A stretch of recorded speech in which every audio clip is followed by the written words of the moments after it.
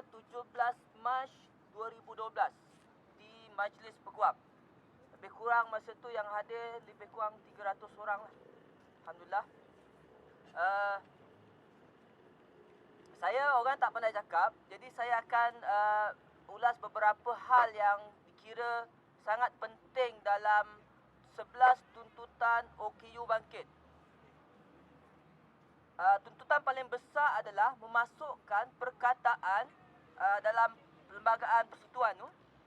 Saya bukan undang-undang, tapi nak beritahu bahawa memasukkan perkataan selain berkekuatan tidak boleh semua warga negara mempunyai persamaan hak ni bla bla bla bla bla. Ada gender lah apa semua, mesti memasukkan perkataan disability, kecacatan. Maksudnya orang kurang upaya juga tidak boleh didiskriminasi oleh mana-mana individu, mana-mana akta. Itu yang pertama. Okey.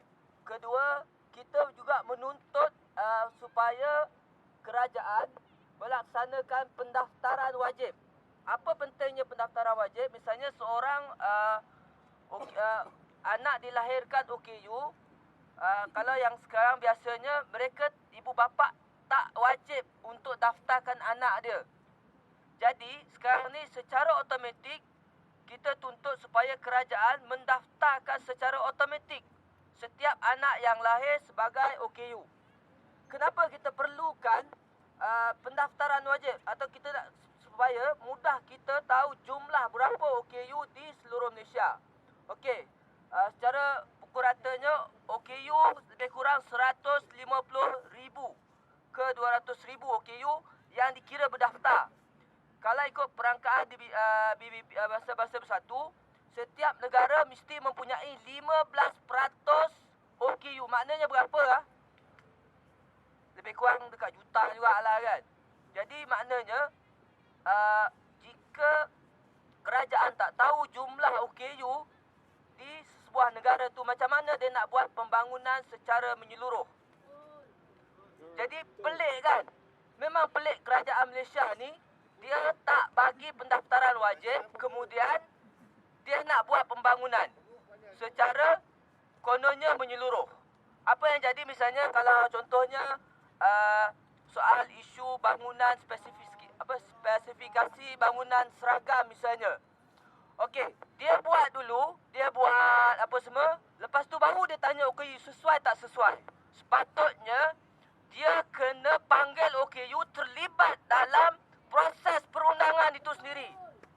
Dia harus panggil OKU berbincang macam mana nak buat tangga ni, nak buat sengit ke, nak buat tegak ke, nak buat macam mana.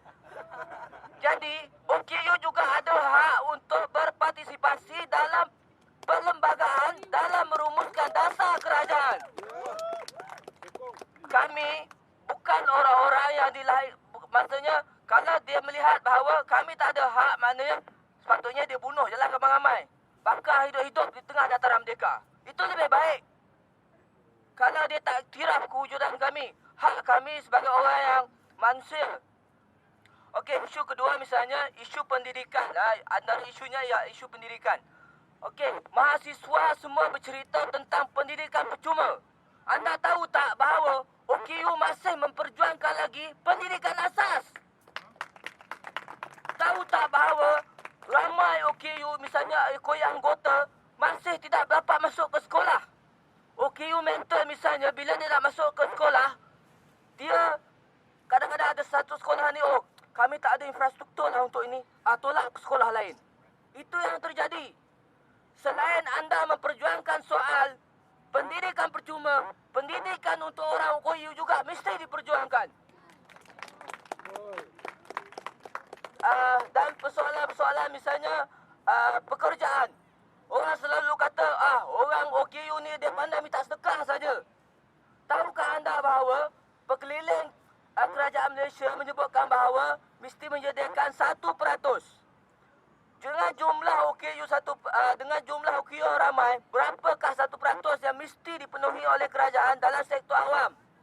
Setakat ini, kalau dikirakan perangkaan, misalnya saya bagi contoh, orang buta misalnya dalam sektor kerajaan baru 100 lebih sahaja. Macam mana nak tampung jumlah rasa ini bermasalah.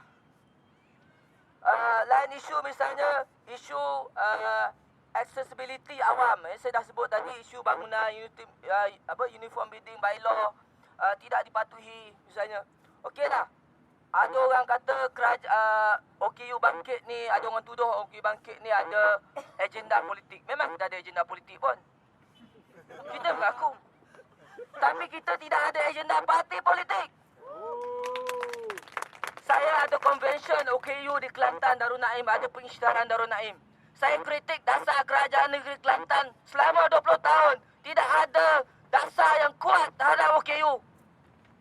Jadi kami memang ada agenda politik. Cuma kami tak ada agenda parti politik. Soal kau nak pilih parti apa itu kau punya pasal. Kami tak kisah. Yang pentingnya perjuangan OKU bangkit. Kenapa bangkit? Kerana selama ini orang OKU takut. Oh dia dapat allowance daripada kerajaan. Allowance pekerja cacat misalnya. Kalau kau sokong bangkang, kami ugutlah. Kami tarik nanti. Tak takut. Misalnya kenapa orang tanya kenapa NGO tidak terlibat secara menyelah dalam OKU bangkit? Kerana kerajaan gunakan ugutan. Dia kata, oh kami dah bagi geran kat korang ni, korang nak lawan. Kami tarikkan, korang dah boleh buat apa? Sebab tu NGO kat Malaysia tak independen. Sebab dia terlalu bergantung kepada kerajaan. Macam mana dia nak jadi civil society yang luas dan berkesan? Saya sendiri sengak suara dia. Seminggu dah. Jadi, itu antara hal-hal yang suatu apa yang kami tuntut adalah pembangunan OKU secara menyeluruh. Bukan hanya sekadar sedikit-sedikit sahaja. Ataupun sekadar, oh kami dah bagi bantuan cukup. Ada orang dia jual cerita macam ni lah. Apalah OKU ni nak cerita pasal bangkit, nak cerita pasal perjuangan dia orang. Kami dah bagi allowance, kami dah bagi sekolah, bagi tu, bagi ini. Cukuplah. Mudahlah.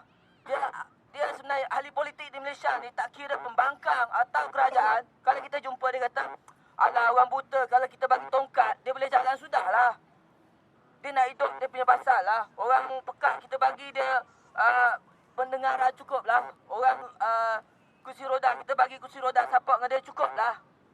Sebab tu tengok macam mana OKU yang begitu ramai misalnya hanya diuruskan oleh Jabatan Kebajikan Masyarakat. Sebab tu kita tuntut dalam OKU bangkit supaya OKU mesti diletakkan di bawah Jabatan Perdana Menteri atau sekurang-kurangnya Kementerian OKU. Misalnya kenapa saya kata begitu? Misalnya isu macam mana satu individu OKU dia nak mohon rumah. Okey, dia pergi pejabat rumah. Ini masalah gini. Tolak pula ke jabatan lain. Tolak pula jabatan lain. Sebab tu dia mesti dipusatkan dalam satu kementerian sekurang-kurangnya. Okey.